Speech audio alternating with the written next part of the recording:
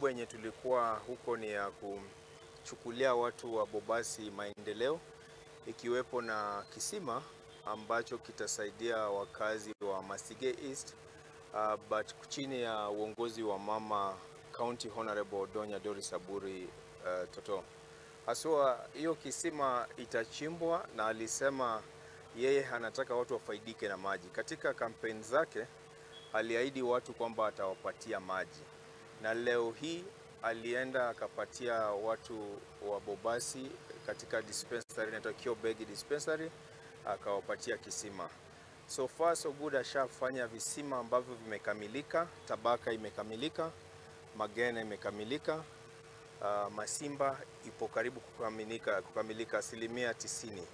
Na vile vile leo tumefanya ya 4 ambayo ni Kiobegi.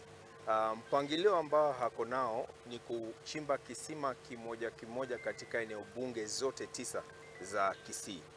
Na sasa hivi naweza sema tushafanya visima ambavyo vimeshakamilika ni 4, na vile vile tutaenda polepole. Tushapanga ya Ibeno iko karibu, hivi karibuni itazinduliwa, na vile vile kisima cha Kitutu cha North ambayo itakuwa pale Sensi pia itazinduliwa hivi karibuni, na kingine Bonchari. Kwa hivyo hakuna mpangilio mzuri wa kuchimba maji. Na vile vile leo tulikuwa na michezo katika National Government Affirmative Action Fund.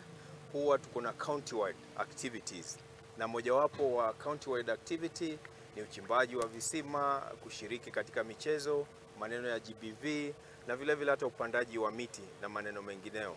Lakini leo tumeenda pale tukafanya michezo ya wamama, wakashiriki michezo, wasichana wadogo wakashiriki mchezo, na vile vile hata watu wanaoishi na jinsia tofauti tofauti wakashiriki pia michezo katika uongozi wa Mama County Honorable Donya Doris Aburi.